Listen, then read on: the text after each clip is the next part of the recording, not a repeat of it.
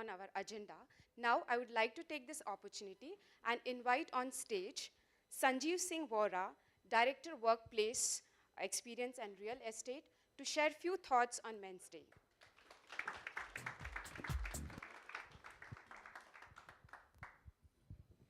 Good morning, everyone. Can you guys hear me at the end? Back? Okay, thanks. I'm glad that today's theme is healthy men, healthy world, because I'm pretty healthy, you can understand that. For those of you who know people from the north, we don't call people fat. We call them healthy. So whenever I go home, my mother would say, "Tu healthy nahi hai." And she would start plying me with parathas and stuff like that to make me healthy. But that was just in jest. I'm not sure how many of you understand what International Men's Day is all about. So just a quick recap on what I could gather from the online resources available. Well, this was instituted way back in 1999 as a proper International Men's Day by a country called Tobago. And then everyone sort of fell in place, and about 60 countries now celebrate International Men's Day.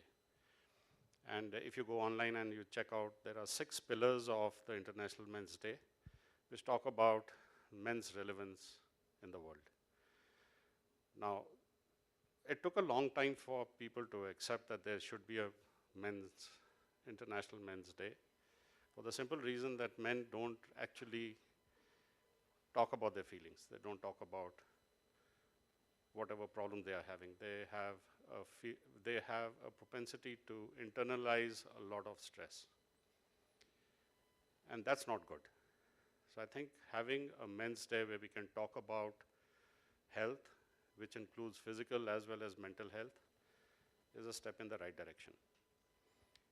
It's also important for us to understand the health requirements of all genders and make sure that we create a healthy work environment. Because a healthy work environment will make sure that you are mentally and physically healthy to carry out your work, to support your family and your community. So that it goes beyond an individual and onto your families and to the workplace and to the community and the country at large. So it's very important for us to understand what does it mean to be healthy and what impact a healthy individual, especially a man, can have on the environment. And why we talk about men's health is that, like I said, men find it extremely difficult to share their feelings. They find it extremely difficult to deal with stress because most of the time we don't even know that we have stress. And it's only once the mental stress starts influencing your physical health that you start taking interest in it. And some of the manifestations of physical health because of mental stress could be high blood pressure, could be heart problems, could be manifested in allergies, various allergies. And it is very important for us to understand how do we get rid of that stress, whether you want to pick up a sport, a hobby, maybe you have someone you can talk to. And we as Indians, we find it very difficult to talk about mental health. But it's time that we decided to talk about it. In whatever way or fashion that we want to talk about, that's fine. If you have a supporting spouse, you can talk to that person. If you have a good friend that you can talk to, great. You can take professional help, that's also good. But it is good to talk about health, physical as well as mental. Physical health, most of us want to go to the gym and get it over with. But mental health is more important because sometimes it gets hidden.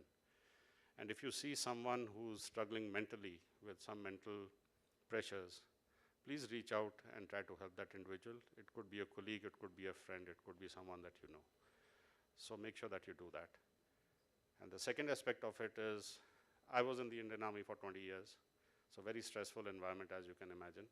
I was in the infantry, again, which is right out there in the middle of nowhere, with a lot of issues, pressures about the enemy, your own people, the weather, whatever you may have, right? So there is a coping mechanism that we used to go through, which was to just make sure that at the end of the day, you had a few minutes to yourself that you could just calm yourself down a little bit, think about something which was not work, which was not related to any of the stresses, and see if you could reset yourself. Most of us were very good at it. Some of us were not very good at it. And those are the people who had the PTSD sort of a scenario. And it was quite amazing because when I was in the Indian Army, we never even talked about PTSD. That is the post-traumatic stress disorder. But now, of course, it's been acknowledged and people are talking about it. So one of the things that I do to break out my stress is there's an old movie saying, tension lene ka nahi dene ka. How many of you have heard this before? That don't take on tension unnecessarily. Try to disperse it as much as possible by either dealing with it or sharing it with somebody. So tension lene ka nahi, dene ka, right? So that was in jest, but make sure that you talk about your mental health, whatever's stressing you out. Make sure that you are physically healthy, not physically healthy like I am, but in a more intrinsic way. And if you want to talk about something, please do so. And very soon we'll hear Dr. Kumar now talk about, he's a professional, so he deals with it at the professional level. He'll be able to give you some tools, hopefully, that will make you acknowledge your stresses and empower you to use those tools to better your life. Thank you very much for listening to me. And if you have any question, you want to talk about anything, I'm in the office most of the time, some of the time. And if you can find me, just grab me and we can have a cup of coffee. Thank you. It's really nice of you, Sanjeev, to share your personal experience as well. I think you gave a personal touch. So it was really nice, and thank you so much.